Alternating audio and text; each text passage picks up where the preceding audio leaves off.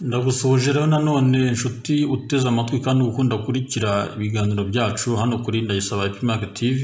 Iki ni igice cya gatatu cy'ikiganiro twari twatangiye kivuga ku byingo zo muri iyi minsi uburyo zisenyuka n'icyo twakora kugira ngo dukumire amakosa, kandi ngushishikariza wowe utarabikora gukanda kuri subscribe no gukora kuri like ndetse no gusharinga ibiganiro byakunyuze inshuti zawe kugira ngo turusheho kujya mbere.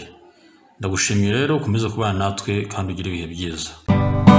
Ntacyo naguha keretse urukundo rurambuye, nkanagutura aka karirimbo n'inanga yanjye ngo byumve. Ndasaba rurema wakumpaye biduhe kuramba imyaka yose, tugahora mu munezero urukundo rwacu rugakura iteka we. Njye nzakurata iminsi yose mukobwa mwiza w'igikundiro, urukundo wankunze mukunzi wanjye pe rwaranyuze. Nzakurata iminsi yose mukobwa mwiza w'igikundiro, urukundo wankunze mukunzi wanjye pe rwaranyuze. Urukundo wankunze mukunzi wanjye pe rwaranyuze. Urukundo wankunze mukunzi wanjye pe rwaranyuze.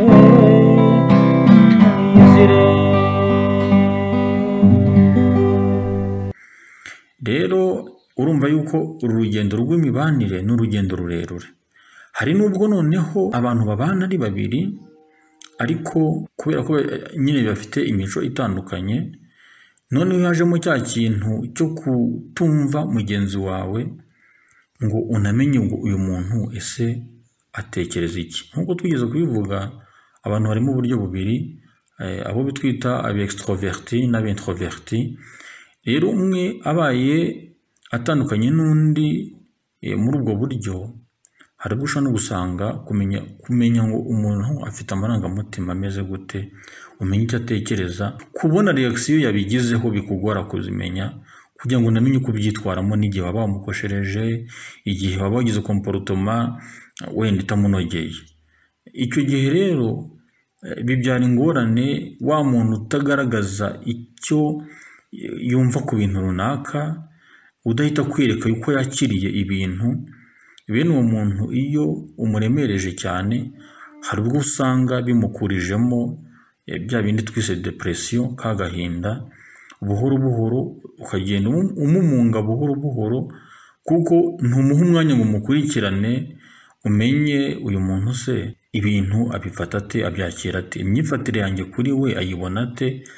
Kuko wenda niba uri umuntu wivira mu kabari ugataha wasinze, uhitira mu rugo bwije, abana baryamye, umugore yaryamye, ntimuri bone umwanya wo kuganira, kandi wenda hari imyifatire ufite itari myiza kuri we, icyo gihe we akabibika, byakubitaniraho yuko wari umu introverti, atari wa muntu uhita ugaragaza amarangamutima ye ngo agaragaza uko yumva ibintu nk'uko abibona byihuse, mukamwuzuramo agahinda kakazarinda kamuturitse umutima, kubera yuko yahuye n'umuntu, yabanye n'umuntu utamwumva, utagira uburyo ategura ubusabane hagati ye n'uwo bashakanye ngo yumve mugenzi we. Ni byiza yuko abantu babana ukajya uha umwanya uwo mwashakanye, ukamwumva, ukamutega amatwi mu rwego rwo kwikorera evaluation. Kuko ni byiza ko abantu banyuzamo bakisuzuma, murebe niba ntaho umwe akosereza undi, murebe niba mbese uko imyaka ihita n'uko iminsi ihita, aho mugeze ariho mwakabaye muri koko, niba mutari gusubira inyuma. Kuko nanone imyaka ibaye ihita ikabasiga aho muhagaze, kandi iminsi yo idasubira inyuma nanone kiba ari ikibazo. Rero ibintu byagombye kuba biprogressa bikajya mbere, bitagumye ahantu hamwe cyangwa bisubira inyuma. Kandi burya urugo rubaho ngo abantu babane bishimanye, bagirana ibihe byiza, kuko burya umuntu ubuzima aba yaranyuzemo ari umusiribateri buba ari burebure, nta n'impamvu z'uko yakwifuza kubusubiramo, ariko iyo byanze batacyumvikana ibyiza ubwo abusubiramo nta kundi byamera, kuko ngo ubane n'umuntu mutumvikanye mudakundanye ntabwo ntekereza yuko byaba byiza yuko wakwihambira. Nkiri aho ngaho noneho rero hari uburyo nk'uko nabivuze, twese ntabwo tuba dufite imimerere imeze kimwe, imico ntabwo iba ari imwe, n'imyifatire nubwo twumva ibintu ntabwo kuba ari kimwe. Ariko niba ubanye n'umuntu akakubwira ngo mugatangira mukagirana ibibazo, amakimbirane yo mu rugo agatangira akazamo, ukabana n'umuntu akakubwira ngo ejo nzakwica, kandi nzakwica, buri gihe mugiranye ibibazo njyewe nzakwica, kandi kubana nawe ntacyo bimaze, kandi wowe ntabwo nkwiriye, burya ntabwo ngiye uko mbyumva, ntabwo ari byiza yuko wakomeza kwinginga urukundo. Urukundo iyo rudahari ubwo ntiruba ruhari. Ushobora kugerageza kugira ngo urebe ko umuntu amugarura mu nzira nziza, ugashaka ikintu cyaba cyaratumye ahinduka, noneho byaba bishoboka yuko agaruka mu nzira nziza, aho ngaho bikaba ari byiza. Ariko nanone byananirana, njye ntabwo numva yuko umuntu niba muhora mugirana amakimbirane, mugatongana, mukarwana, akagukubita bikagenda gute na gute, umuntu arakubwira ngo nzakwica, akabivuga kabiri gatatu ko zakwica, kuri ubu ngubu ntabwo ngiye nashyigikira ko wakumva yuko uwo muntu uzakomeza kumwihambiraho ngo nuko mwasezeranye ko muzabana akaramata. Kuko nanone niba umuntu atajya kwakira ngo akumve amarangamutima yawe, ibibazo byawe, umubabaro wawe, ngo abihe agaciro, ubone ko ari umuntu koko ugufite, kuko iyo abantu babana umugore n'umugabo, umwe aba afite undi mu nshingano ze. Igihe utabona ko ufite mu nshingano ze rero, ubona ari nk'umuntu w'umugenzi wigendera, akagerekaho ko ahora akubwira ati nzakwica jyewe, akabikubwira rimwe kabiri gatatu, ntabwo ntekereza yuko ari ibintu wakumva yuko wakomeza kwihambiraho, ngo nta kundi nabigenza, ngo nta n'ingo mfite kujya, ngo mbese ngo wumve yuko ubuzima bwawe bushingiye kuri wa muntu. Oya, iyo byageze aho ngaho, njye numva ari byiza yuko burya wanakiza n'amagara yawe hakiri kare, ejo bitazaba ibindi hakazamo kumena amaraso, umwe akica undi.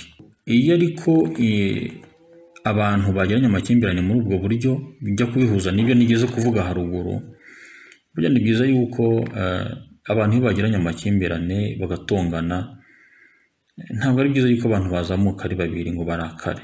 Kumwe nigeze kubivuga, iyo ubona mwabuze ahantu mwahuriza, umwe yakomeye ku gitekerezo cye n'undi yakomeye ku cye, ibyiza ni uko mwavuga muti reka tube twihaye pose, umwe akomeza atekereze kuri ibi ngibi, n'undi akomeza abitekerezaho, turebe niba nta gisubizo twaza kubonamo. Hari ubwo usanga muri wa mwanya wihaye gutekereza, wungutsemo ibindi bitekerezo n'izindi nama, mu bundi buryo wanyuzamo ikibazo. Icyo gihe biragufasha iyo mwongeye kuba mwakiganiraho, wabonye opsiyo zindi, birabafasha gushaka inzira cya kibazo cyakemurirwamo. Ariko utazamutse n'undi ngo itazamuka, ubwo hazemo n'amareakisiyo, abantu batangire umwe yihagarara n'undi yihagarareho, no kurwana be bijemo. Aho ntabwo ngewe numva natanga inama yuko umuntu yakomeza guhanyanyaza muri ubwo buryo, ahubwo gerageza wishakemo imbaraga zituma wiga guca bugufi iyo bimeze gutyo. Ntube wavuga uti genda umugabo, uyu ni umugore, agomba guceceka njye nkavuga. Oya, ahubwo byanashoboka yuko umugore yaba afite reakisiyo nyinshi, bikaba byasaba yuko ahubwo ari we waca bugufi ugaceceka, kugira ngo ubanze umuhe umwanya wo gutekereza ku byo ari kuvuga. Ariko nawe unafata umwanya wo gutekereza neza. Hari ubwo muri kwa guceceka ngo utuze wihe igihe cyo kuba utekereza neza kuri bya bintu, wungukiramo izindi nama, ubwo buryo bundi cya kibazo gishobora kuba cyakemurwamo, abantu batagombye guhahana ngo batangire batererane hejuru, n'izo ntonganya zizemo abantu barwane, babe bahazamo no gukomeretsanya. Izi ni inama ndi gutanga kandi z'ingirakamaro, ariko sizi gusa nawe wowe wumva iki kiganiro ushobora kuba wagira byinshi watangaho nk'inama birenze ibi ngibi, ariko imibanire yacu njye numva twatekereza uburyo twagira icyo twajya twunguranaho ibitekerezo muri ubu buryo, ariko nibura ingo ubu ngubu ziriho zikaba zubakitse mu buryo bukwiriye. Umuntu akabana n'undi kuko yumva ari uwo bakwiriye kubana, atari bya bindi byo kubana by'igihe gitoya by'ukwezi amezi abiri abantu bari barashwanye, ntaho byatuganisha. Icyo gihe ingo ntujya kubona ukabona biteye abana kumva yuko ntaho bari, umwana ntabona ko nyina amwumva, ise ntamwumva, abuze aho ajya, batangiye kugabagabana abana bagatangira kugira uburere bubi, ari naho tubona imvano y'ibibazo byinshi bituma abana bajya mu muhanda, kuko abana baburiye umunezero mu ngo, ababyeyi barabatereranye. Umwana ntabwo yaguma muri ayo makimbirane ya buri munsi, abantu birirwa barwana hasi hejuru buri munsi ngo umwana azumva urwo rugo rwamubera urugo kuko rw'uburuhukiro. Niyo umwana yaba ari umunyeshuri wiga neza gutatsinda, ntabwo ashobora gukurira muri iyo environment imeze gutyo ngo azige abashe gutsinda. Niyo ari umunyeshuri uzi ubwenge utsinda, atangira kugira ibibazo mu ishuri, agatangira gusubira inyuma, kuko igihe cyo gutaha mu rugo kiragera, agakubita agatima kuri ya makimbirane ari busange mu rugo, bwa bwumvikane bukeya, agatangira agasohererwa, akibaza niba aho agiye bikwiriye ko yahajya. Rero twige dusobanukirwe, tumenye yuko imyifatire tugira, imyitwarire tugira itugiraho ingaruka mbi, ariko kandi si twe gusa, n'abandi baba tubana cyane cyane nk'abo bana bo bibagiraho ingaruka ndetse z'igihe kirekire. Nkaba nasoza rero mvuga nti ni byiza yuko igihe umuntu agiye gutangira gutekereza kuva mu gihe cy'ubusiribateri, yatekereza neza, akamenya neza uwo yumva babana,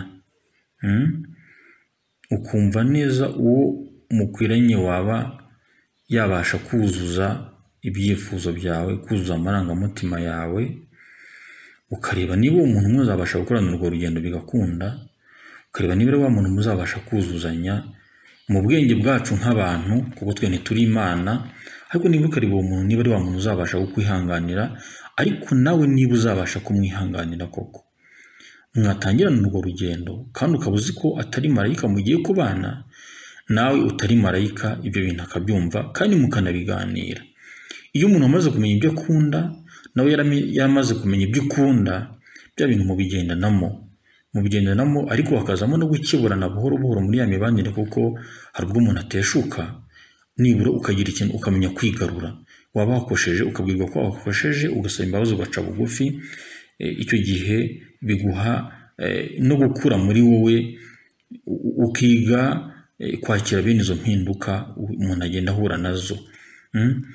Gukunda icyubahiro nibyo, abagabo bakunda icyubahiro, ariko bakiga no guca bugufi.